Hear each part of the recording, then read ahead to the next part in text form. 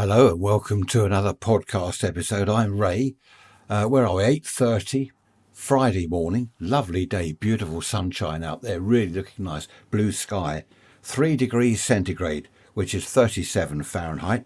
1017 millibars, 86% humidity, and basically no wind at all. Looking at the old flag out there, the old Union flag, getting a bit crumpled actually. I must give that a wash and an iron.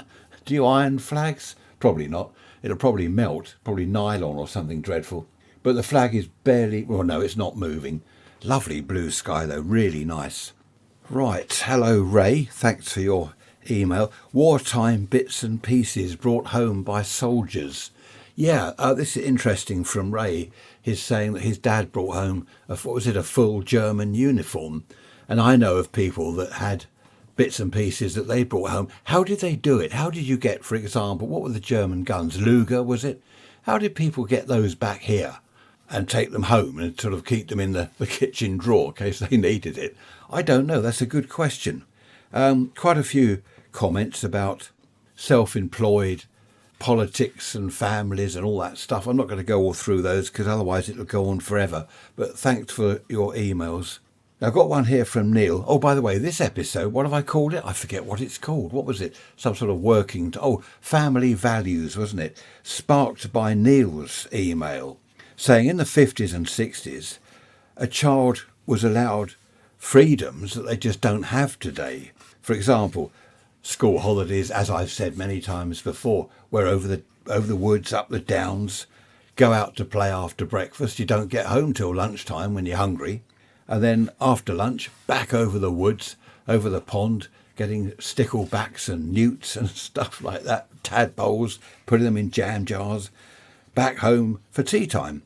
And Mum didn't mind. Dad was probably still at work. Mum didn't mind. You come home scruffy, scraped knees, grazed knees and all that. Dirty clothes. We'd fallen into the pond. No health and safety. I mean, you fall into a pond. There was a pond near us, which was a bit dodgy. It was a shallow pond, but only a few feet out. What was the diameter of the pond? Only a small thing, 20 feet. And a few feet out, there was an old well. It was a huge hole. Now, we didn't venture anywhere near it, but imagine that these days, something like that being accessible in the middle of a field or wherever, and kids playing around it. People would have an absolute fit, wouldn't they? So, yeah, the old days, family values, as I've called it, family values. So many things were different then, weren't they? One thing that immediately springs to mind is I was walking past a bus shelter the other day. You know, the old wooden bus shelters? There are still a few around. I just glanced in the shelter as I walked past, and there's a load of cans, drinking type cans and bottles, all on the wooden seat, on the ground in there. I mean, it just looked dreadful. I don't think people these days are as aware as we were of messing up the place. We looked after our local park. We didn't chuck bottles and cans all over it. We put them in litter bins. We were taught that not only by parents, but at school. We had litter bins. You put your rubbish in the litter bin. You don't just chuck it all over the place and some of the roads that you walk along. I've been going for a bit of a walk recently with Trish to exercise my knee, and there's rubbish everywhere. I don't know what happened. The council used to have road sweepers. You don't see those anymore. There's weeds and grass growing everywhere. Now that can look quite nice. I do like the idea of that. Because the council, again, they used to go around spraying weed killer all over the place, which I don't think is a good idea. But I don't know what's happened to the people that used to sweep the roads and pick up the rubbish.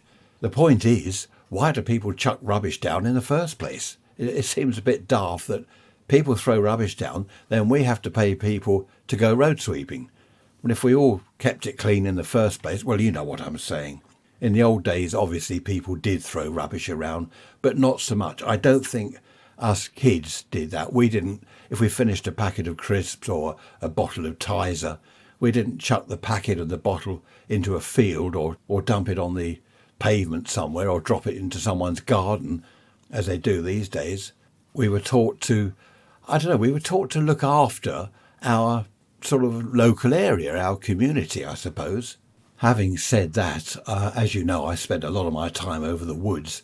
There were rubbish dumps, fly tipping, back in the 50s. I remember in the woods, old mattresses been dumped there, bits of old furniture, things like that. So people still did this fly tipping business. I don't know why they do that. That absolutely ruins the countryside, doesn't it?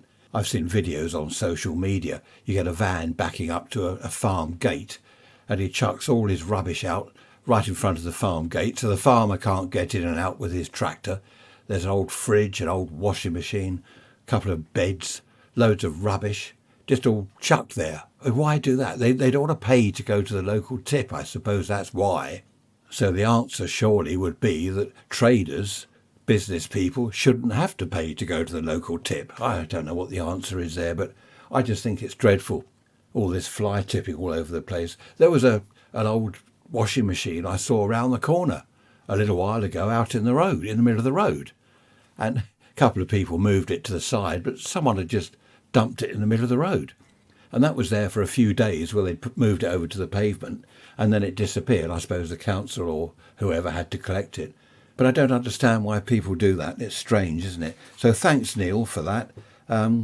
He also says that after the war, World War II, a lot of the areas of the towns had been flattened, of course, derelict houses after the bombing and all the rest of it. And they were great for kids. Now, I don't remember that. Where I lived, down here, we didn't have bomb sites and stuff like that. We didn't have loads of flattened houses and buildings.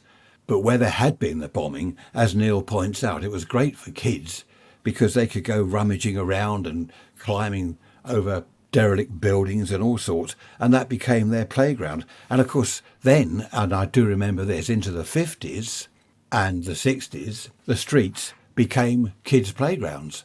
We played out in the street. I remember my street, there were, how many kids in my street? I don't know, 8, 10, something like that. We were all out in the street in the summer, playing marbles, playing cigarette card games, climbing up lampposts, as kids do, and sliding down again. All good fun. So kids had the streets to play. Of course, you can't do that now. Too many cars. But back then, there were hardly any cars. In fact, our road now, it looks like a car park. You know, when we moved here, over 20 years ago, there were a few cars out there, of course, but nowhere near as many as there are now. You couldn't have kids playing out here now. It's too dangerous. Too many parked cars. You know, if they're jumping in and out of the gaps between the cars, they're going to get flattened. Do you remember the Green Cross Code adverts on the telly for kids, telling kids how to cross the road? Look left, look right, look left again. Don't sneak out between parked cars because drivers won't see you. All that sort of thing. It was great. You don't see that anymore, I suppose, because kids don't play in the streets, do they? And of course, having no daytime TV. I mean, there was the Saturday morning pictures, wasn't there? The Saturday morning cinema. But in the week, in the summer, the school holidays, there was no daytime TV. So all kids would head off on their bikes. We did. I didn't always walk to the woods. Went over on my bike.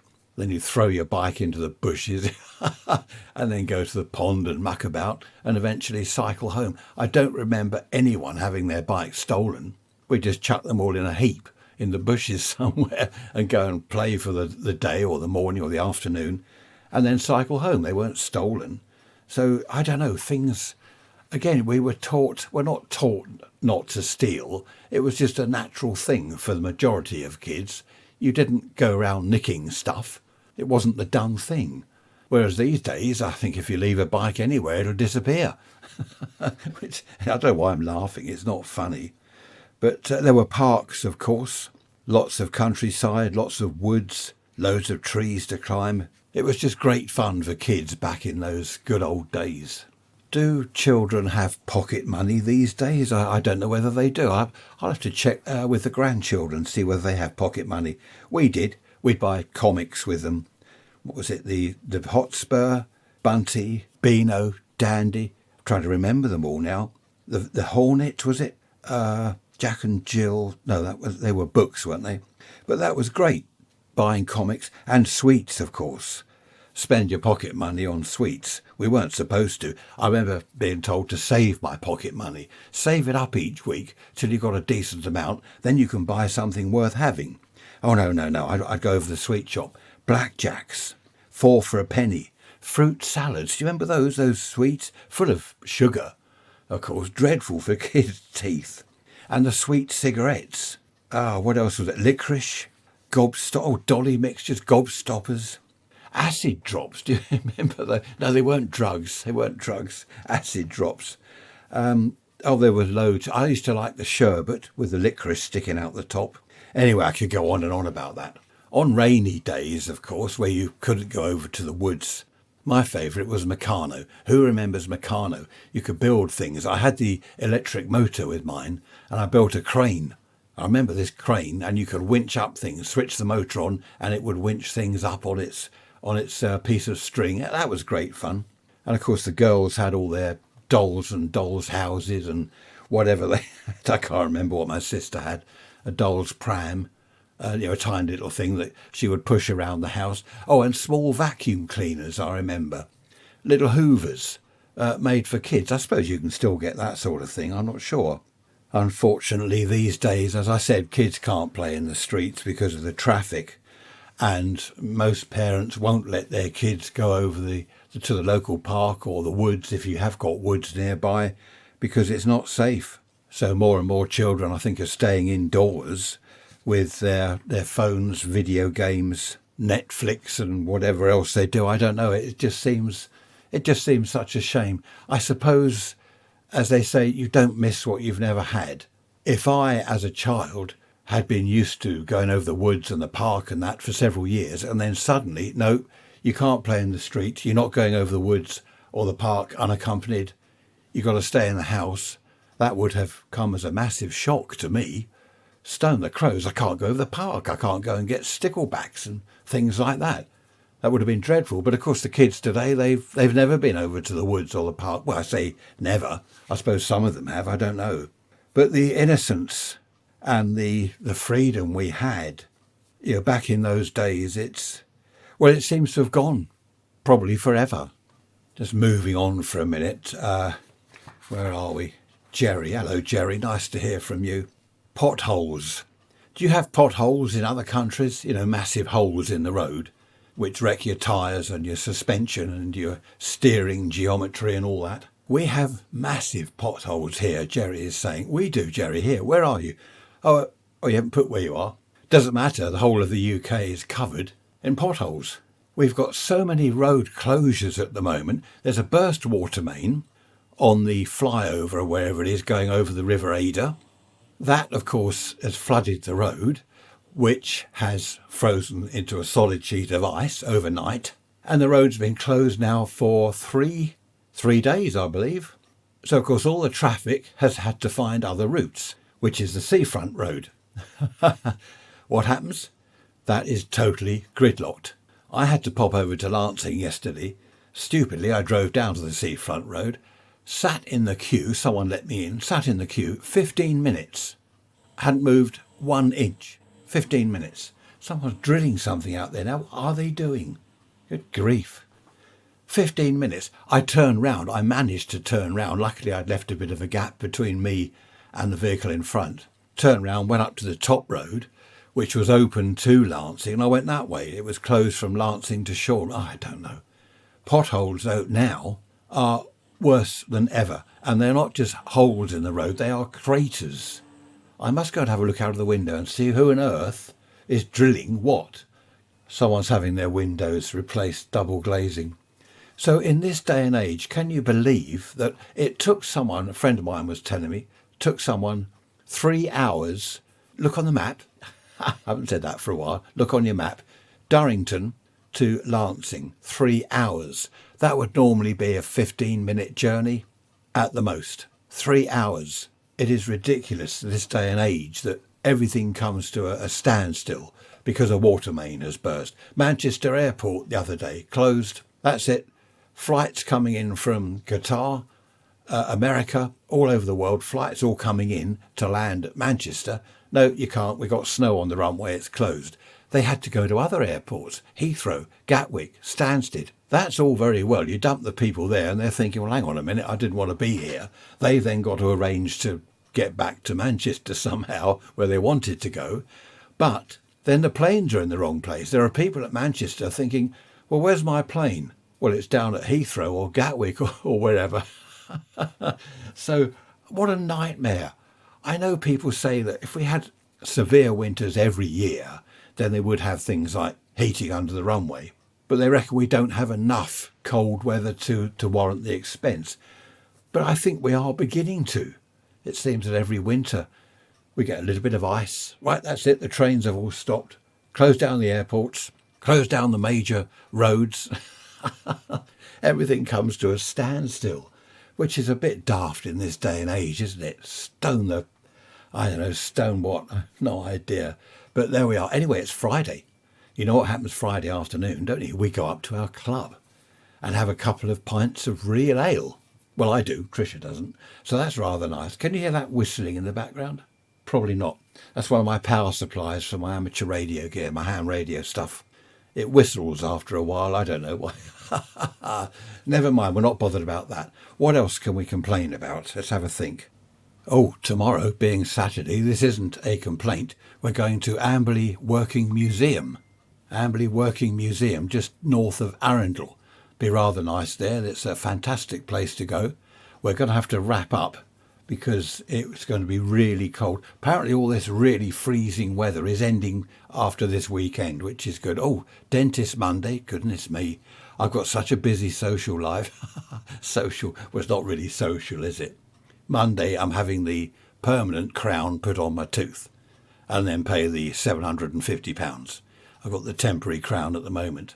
No, I did say a week or two ago I'm not going to talk about dentists anymore, so that's the end of that. Amberley tomorrow, I think we're all meeting there and we're going to have lunch. That's the family. We're going to have lunch in the Lime Burner restaurant, which would be nice.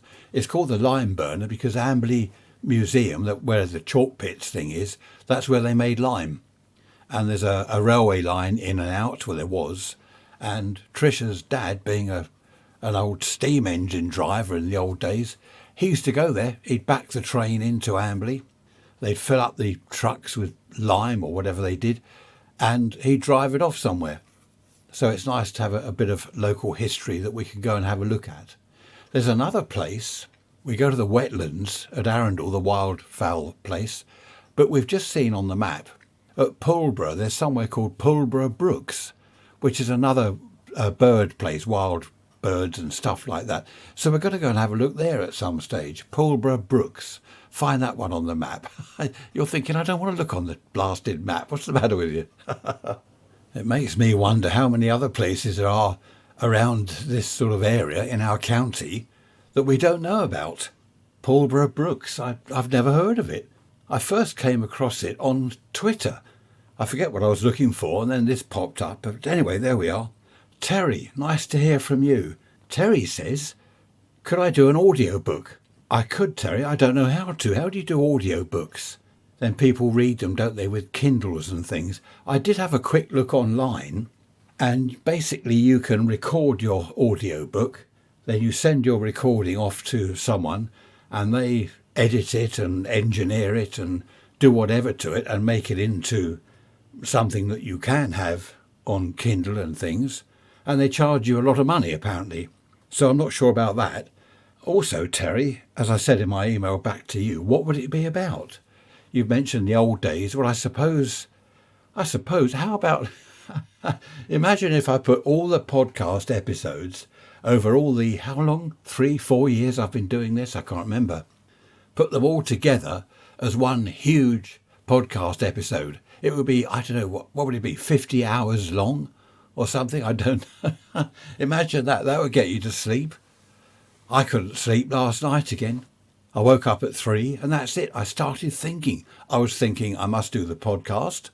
I've got to de-ice the bird baths. I mean, what a thing to be thinking about in the middle of the night. De-icing the bird baths. I've got to sort out some of my aerial wires. I've got a couple of things to do urgently in the garden, which I've done today. That was clearing up some bits and pieces where there was a puddle which was ice and it's dangerous. I've done that. But my brain doesn't stop in the night. It just goes on and on and on. Drive me round the bend. Tricia's just gone up the post office. I'm meant to be having a walk every day, which I'm not. I'm meant to be doing my knee exercises every day, which the physiotherapist chap, he sent me an email with these exercises to do. I haven't done that. I don't seem to get round to things. What is it with me? I say I haven't got time for everything. I think it's just pure laziness on my part. I don't know. Of course, going back to the old days, as a child, we did a lot of cycling, a lot of walking. We were moving, physically moving, climbing trees all the time. And I don't know that kids today do that. It's not good, is it? Adults, of course, back in the 50s, I mean, they didn't all have a car. Not every family had a car, let alone 6. Some do these days. They didn't have cars. My mum would go shopping. She'd walk over to the shops. She'd lug her stuff back. Of course, we had a greengrocer chap. He would deliver. And we had a butcher. I think he would deliver stuff. And the World stores. Who remembers the World stores? There was Mace. Do you remember Mace back in the old days? Some of them would deliver your stuff for you. But in the main, you go shopping, you've got to lug your shopping home again, which was all good physical exercise. I'm not saying that, women don't get any exercise these days, but back then, you've got your washing machine, you drag that out into the middle of the kitchen by the sink, you'd fill it with hot water, put the powder in, put your clothes in, then it would do all its business for a few minutes. Then you've got to pump out the water, put it all through the mangle, then rinse it all. So you fill the thing with water again, rinse it all several times, I suppose. You didn't have a spin dryer, or if you did, you were lucky. So you put it through the mangle, hang it all out on the line. And this was all physical exercise, wasn't it? Fathers would be at the weekends, evenings in the summer, they'd be in the garden, growing their own vegetables, digging over plots and things. Either that, or the weekends in particular, having a look at their car, cleaning the car, washing the car. People don't bother to do that these days. Well, I don't. Some people do, I know. Mowing the lawn, not with an electric mower, a proper push mower where you had to use your muscles. In fact, the physio chap said to me, stand on one leg, which I did. I'm wobbling all over the place. And he said, right, that's your bad leg, your bad knee. Stand on your good leg, which I did. And I'm wobbling all over the place. And he said, your hip muscles, they need strengthening. That's what these exercises are for. When I say I haven't done them, I have done some of them. I just haven't done enough. One of them is flat on the ground on your back. Then you raise one leg, hold it there for 5 seconds and lower it. Raise the other leg, hold it there for 5 seconds and lower it. Do that 15 times. I've been doing that in bed. One leg goes up, so does the quilt. And Tricia says, what are you doing? I'm doing my exercises. Oh dear, I don't know. And I have to fill in this thing online, this thing he sent me, the difficulty level and how often I've done it. And it sends in the information back. So I'm going to have to lie on the thing. You press a little button that says that you've done it and it notes the time.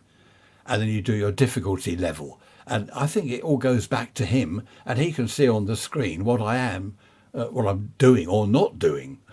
So I'm going to have to cheat and keep pressing the button. No, I've got to do it properly. Because my knee is bad.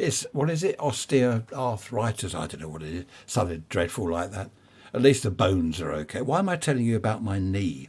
Mark, I've got Skype working properly at long last.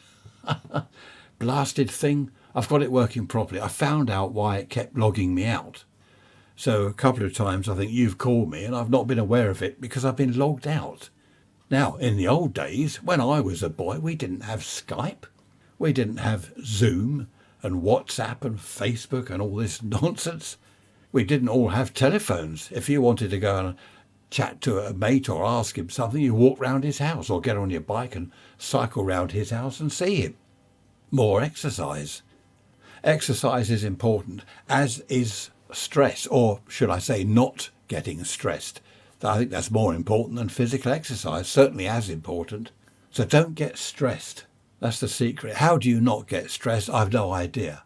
I didn't get stressed yesterday driving to Lancing. I sat in the queue, quarter of an hour. I wasn't stressed. I mean, I'm retired, so I wasn't in any hurry. I was bored sitting there. I was looking out to sea, because it was on the seafront road, looking at the windmills, the electricity, what do they call them? Wind farm or whatever it is. Loads of them out to sea. And they look great. I like them. A lot of people have said, oh, it ruins my view. Well, view of what? There's only a horizon. You might see a ship, a distant ship on the horizon. That was Pink Floyd, wasn't it? Smoke, distant ship on... Yeah, what's that record? Do you remember the words to that one? Comfortably Numb, that's it.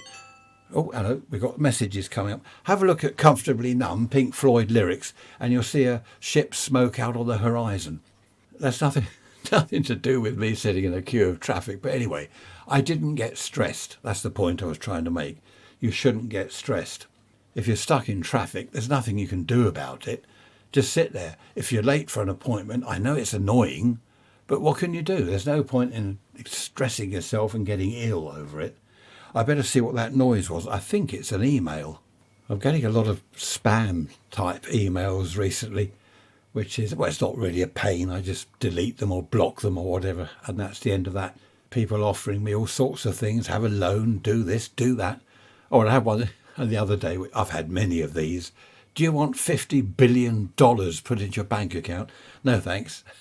Because you wouldn't put $50 billion in there, would you? You'd take out what's in there and I'd have nothing. I wonder whether some people, I suppose they say, oh, yes, please, I'll have that. Here's all my bank details, look. Oh, have my password, by the way, while you're about it. It's not good. It's not good. I don't like this day and age. I know I've said this before, but talking of stress, back in the old days, you'd walk round to your bank and you'd see the manager, or you'd see one of the people on the counter and you'd pay in money or withdraw money, and it was all easy. I know online banking is easy these days, but so many people seem to get scammed and ripped off or whatever they do. It is lovely sunshine out there. I've just been out in the garden. I thought I'd have a quick break. Everywhere is still ice. There's frost all over the grass. And I was looking at some of the wood. We've got some old wood, bits of logs and stuff like that, bits of tree bark and things. At the end of the garden, there's a kind of natural area. And there's fungus. Is it fungus or fungi? All over these bits of wood, which is great because there's all sorts of animals. Well, not animals, insects. We were watching Spring Watch last night. That's on for 2 weeks. Winter Watch. Spring Watch? I'm ahead of myself there. It's not spring yet. And they were talking about all the insects. If you lift up a bit of bark on an old piece of wood or piece of log on the ground, have a look under the piece of bark. If you can lift it up, peel it off. There's all sorts going on in there. All these insects in a little world of their own, a little universe of their own. It's quite amazing. So we don't touch any of the wood down there. It rots, of course, eventually into the ground, which replenishes all the goodness in the ground for the plants. But when it does that, I just get another log from somewhere. If we're up in the countryside having a walk, I'll see a log or some nice thick branches of a tree on the ground. Nick those, put those in the car, cut them up and chuck them all over our wild bit down the garden. We've got stag beetles all over the place. Now, they can stay under the ground, apparently, for 7 years before they pop out and say, oh, hello there. Well, they don't say hello there. But no, I've put a lot of stag beetles. A chap, one of the neighbours, moved an old shed, pulled down an old shed, found a load of stag beetles. I must have been 8 or 9, maybe 10. He brought them round to me, and I put them all in our log pile. And, of course, they all scurried off in there. So presumably they're still in there. That was a few years ago. Some summers we do see stag beetles in the garden, which is nice. I think they're not rare, scarce, aren't they? Are they becoming scarce? I'm not sure. Have to look that one up. But have a look at BBC Winter Watch with Chris Packham and Michaela Strachan, is it? Really good, really interesting programme. Going back again to when I was a boy, over the woods and the farms round here, the fields. We knew what snow worms were, grass snakes, adders. You know, we could identify all these things. We could identify quite a few of the birds and some insects, of course, things in the pond, water boatmen, freshwater shrimps, tadpoles, obviously, newts. We knew the difference between frogs and toads, frog spawn and toad spawn. We knew all these things. We knew different trees because we're always over there. Oh, that's an oak tree. That's a whatever tree. That's pine. That's ash. You know, we knew the difference between all these trees. So again, unless the kids watch the TV, programs such as Winter Watch, they're not going to know about all this. It's awful, isn't it, when you think about it? And we had books. No internet, obviously. If you wanted to know something, we had encyclopedias. Everyone had encyclopedias. I remember we had The World of the Children, which was a little set of encyclopedias for kids. And that was fantastic. I was always looking in there for electrical things. They talked about electric motors and generators, things like that you could look up. And of course, with my interest in electricity and magnetism, that was fantastic for me. And this is when I'm, 8 years old, I suppose. Then I started getting books about electronics and the rest of it for Christmas and birthdays. But the encyclopedias were fantastic, illustrated.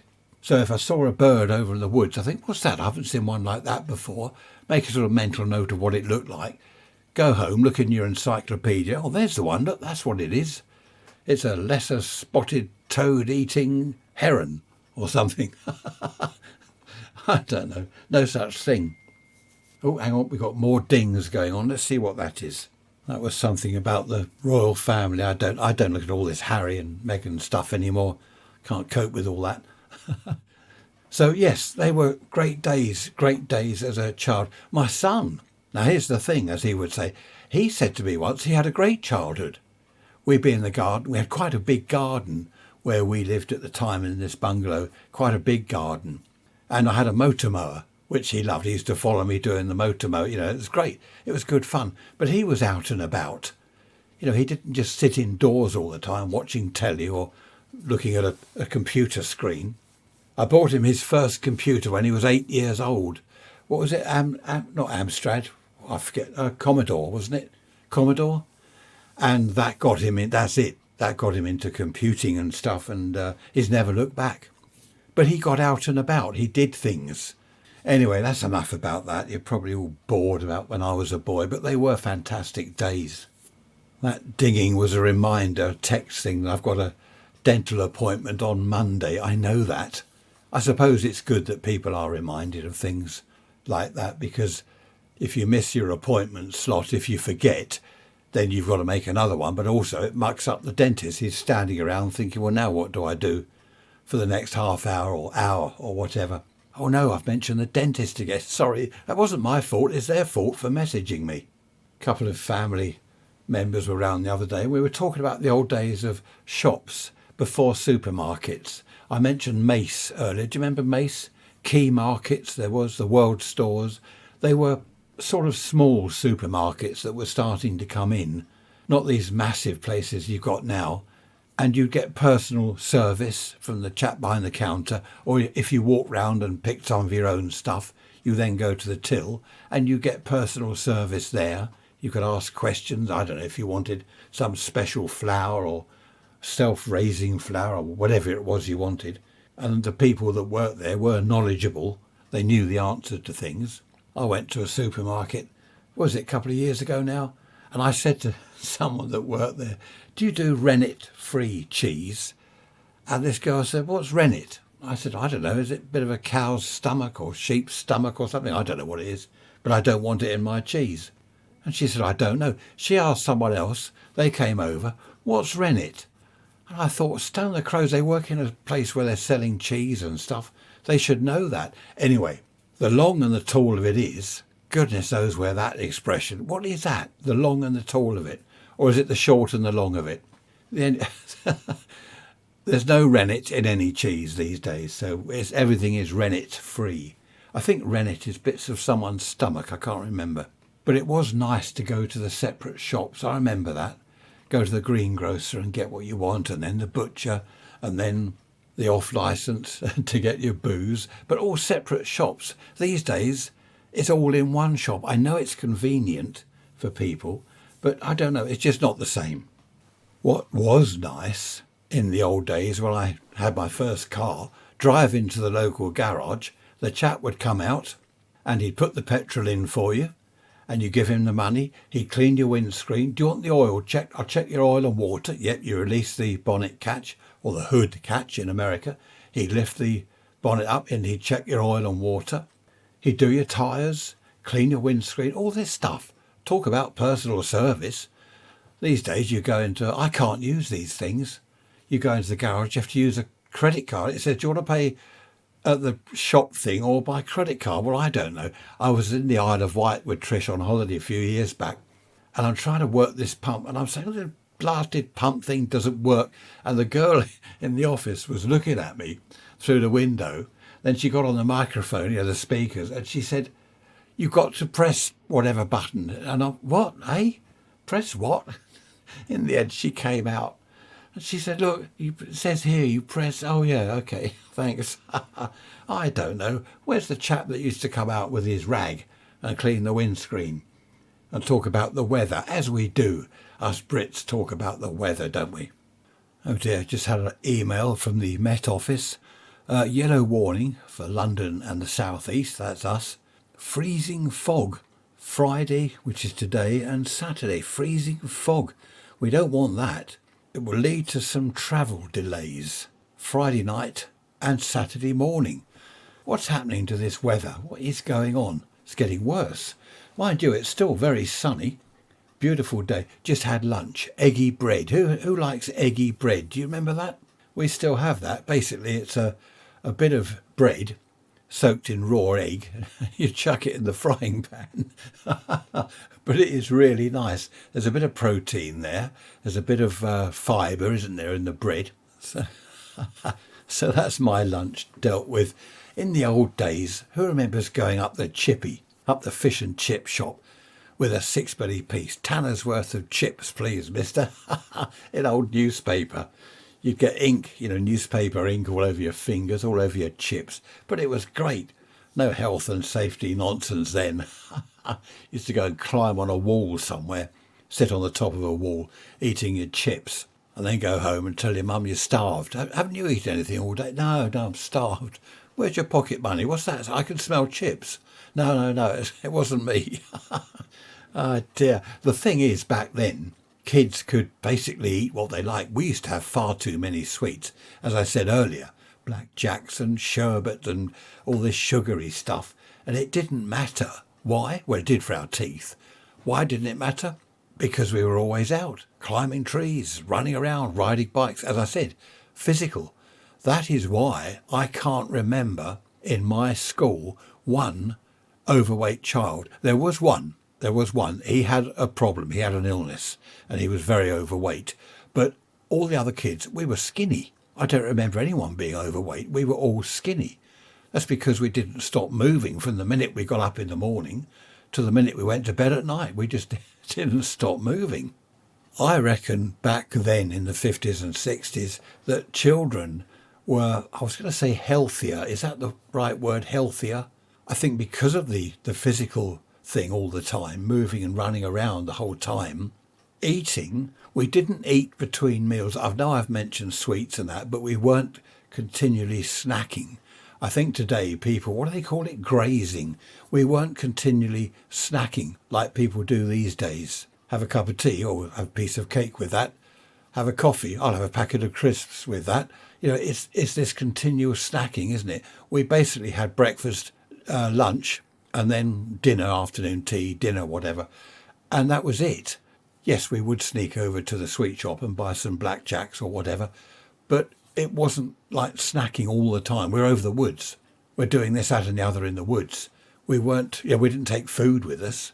We didn't take Mars bars and chocolate bars and packets of crisps and all that stuff that does make you put on weight. We were busy. We didn't have time for eating. We were busy. In fact, I remember not going home for lunch. Having such a good time, don't go home for lunch. And then just have something to eat later on in the afternoon or early evening. And back then, my mum wasn't worried if I didn't come back for lunch. I was just over the woods. I think there was one or two occasions. I remember she came to find me. Something had happened and she came over to the woods to find me. It was only, a quarter of a mile away, something like that.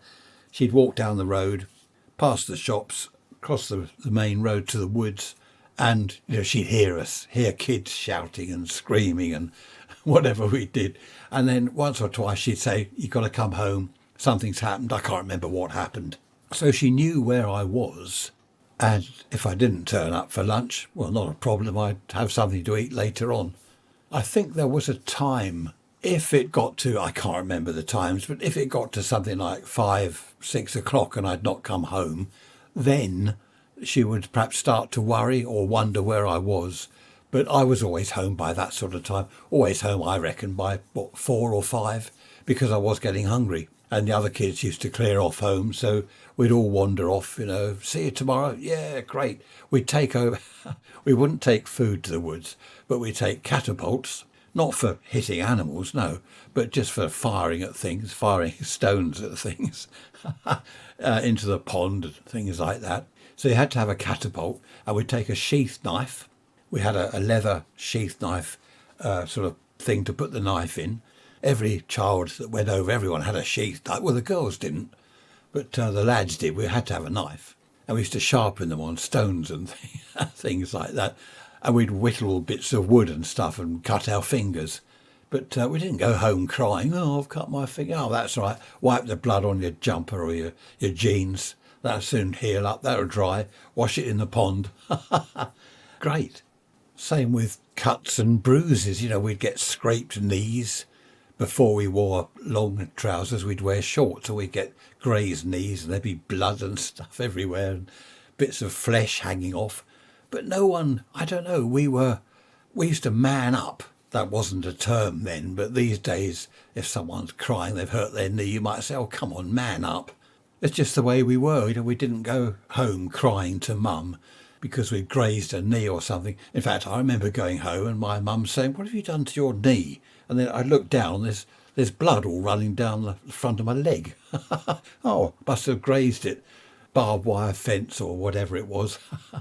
Didn't even realise it, just hurt. You rub it a little bit, you don't look and think, oh, look, blood, oh my goodness. Kids were very different then. As there was nothing on daytime television, we made our own entertainment. I remember we put on a show in a friend's garage. Oh, here we go, news flash, now what's happened? I don't know, some nonsense somewhere. So we put on a show in this friend's garage just down the road. We made a stage and we hung curtains in front of it. And we put I forget what it was about, but what was there? My sister, myself, this friend of ours, a couple of other kids. And the curtains would go back. We got our parents all sitting in the garage. We'd set out chairs and we put this show on. I really can't remember what it was about. Something stupid. And they all clapped and things. It was great. I remember that vividly. It was really good fun. So we made our own entertainment. We dug holes in the garden, big holes, huge holes, like a huge trench, and put a roof on it. And that was a camp. We'd take a candle down, several candles, and we'd light them, and all very dangerous, set fire to things. But it was great. We were learning, we were living, we were loving life. We weren't just sitting in front of a screen like zombies. Or perhaps I shouldn't say that. I mean, not all kids do that these days. Our grandchildren, they go swimming, they go cycling in the woods. They do this, what is it, where you go from tree to tree on these ropes and zip wires. I mean, they're always doing that sort of thing. So it's not all children. I think sometimes us older people get the wrong impression. It's because whenever you look at a child, they're staring down at their phone with their thumbs going click, click, click, click, click. And you think that's all they do all the time, but they don't. Not all of them anyway. Not only was it healthy from the physical point of view, but I think for mental health as well. We kept our minds busy. We were imaginative. We were creative. We wanted to build a camp. Camps were the best things. We built a camp in the woods. This is funny. We built this camp out of old branches. We got a load of branches and leaves. Built this camp. And it wasn't near the trees. It was just by the edge. And we lit a small fire, like a campfire, outside the tent thing we built out of branches. And the whole thing caught fire. Dear. I don't know, we took candles with us, we took matches and this sort of thing, lit this fire and it got out of hand, and then our camp went up in flames, and it was all right. There were a couple of people, I remember adults walking dogs, they just sort of walked past and looked. It wasn't a problem, it wasn't a danger to anything or anyone. Our camp just burnt down in a roar of flames. It must have been a very hot, dry summer. They were back then, they were lovely summers, weren't they? Mind you, last summer was good here in the UK, really nice. Lighting fires was good fun. We got told off by a farmer once. We were near his cornfield and we'd lit this fire near a pond. There was this sort of pond thing and then a bit of spare land, then his cornfield. and we lit this fire, and he came over, put that fire out, you'll set fire to my corn. But he was all right. He was right, actually, looking back. He was right. I mean, we could have set fire to his entire field of corn. That would not have been funny. But we weren't naughty. Well, I say we weren't naughty. Yes, we were naughty, but we weren't vandals. We weren't criminals or anything like that. Yes, we did naughty things. We went into, especially in the woods, where it said, private property, trespassers will be prosecuted. Well, that's an invitation. Why is it private? What's in there? We had to go and have a look. I remember once there was a huge lake, and it was the Somerset land. Mr. Somerset owned it all, and it was Somerset Farm and all this. And we went in to this lake, and old Mr. Somerset found us. Can't you read? Says private property. He was all right. He knew. He knew we were just kids. We were mucking about. We weren't criminals. We weren't vandals. We'd just gone to look at the lake. Somerset Lake it was known as. And we went to have a look. And he told us to get out, which we did, until the next day when he wasn't around, and we went back. It was nice. Private fishing there. There were jetties and things like that. We didn't go fishing there because we would have been in trouble. But yeah, we often went there, had a look at the lake. Don't know how deep it was. I don't know whether it's still there or not. Probably. We had no idea of the time. We just looked at the sun, and basically it started to go down a little bit. It was getting on in the afternoon. None of us had a watch. I remember my first watch. It was a Timex watch. That's when I was, must have been about 10 or 11. So before that, I mean, I didn't know what the time was. I didn't care what the time was. We're over the woods. There was a row of shops just over the road from the woods, where that was where the sweet shop was, the fish and chip shop. So if we nipped over there to buy some more sherbet or a bag of crisps, you could see what the time was because they had clocks in the shops. But otherwise, we just went by the sun or by the weather if it started to rain, or by feeling tired. Oh, time to go home. Or hungry, of course. Mind you, if we'd had chips, we weren't hungry. So they really were carefree days. And I've said I don't remember any children being overweight apart from the one lad. And I don't remember anyone having any mental problems, mental pressure, anxiety, anything like that we hear so much about today. I don't know whether, I said, was it last week, or someone asked me, were there therapists and psychologists, psychiatrists back then? Yes, there were, but you never heard about them, especially with children, unless they just didn't tell each other. I don't know. But we didn't have pressure. Yes, there was peer pressure at school. We had bullying at school, of course, only in a mild way, nothing serious. I saw a video today on somewhere, social media, 2 girls about 15 years old beating up this other girl in the playground, and not just fighting like we used to when kids would shout out bundle and all gather round and cheer. These 2 girls, the other one was on the ground, they were kicking her in her face really hard, like you kick a football, straight in her face. We never did anything like that. We wouldn't dream of doing anything like that. That's not cricket. I've seen many examples of that on videos on social media recently. More and more things happening like that. One child beating up another one. But not just beating up, as I say, kicking in the face when they're wearing boots. Honestly, it must break their teeth. It must disfigure them, break their nose, their jaw. I just don't understand it. Anyway, let's get off that subject. On a brighter note, I keep saying this, blue sky, sunshine, it's still going. Amberley Museum tomorrow, looking forward to that. I keep popping out into the garden, and I've just got a chair out of the shed, one of our patio chairs, and I was sitting there in the sun. First time this year. How about that? And we're only, where are we? 20th of January today. So you'll be hearing that this is Sunday, isn't it? So you'll listen to this on the 22nd or sometime next week. The bluebells are coming up. Daffodils are coming up. Once the sun gets to a little bit of height in the sky, the fences, the shed roofs where they've been frosty, they're steaming. So the warmth is coming. I love it. I love the summer. Anyway, that's enough from me. I shall see you on Wednesday for the midweek message. In the meantime, look after yourselves. Be nice to each other. Have you seen that? All over social media. Be kind or something. Be kind to each other. We were in the old days. Well, apart from the odd bit of bullying that went on. No, a bundle in the playground was just a bit of rough play, really, nothing serious. OK, that's it. I am going to go back into the garden with a cup of tea and a couple of homemade lemon biscuits. Lovely jubbly. Take care. See you on Wednesday. Bye-bye for now.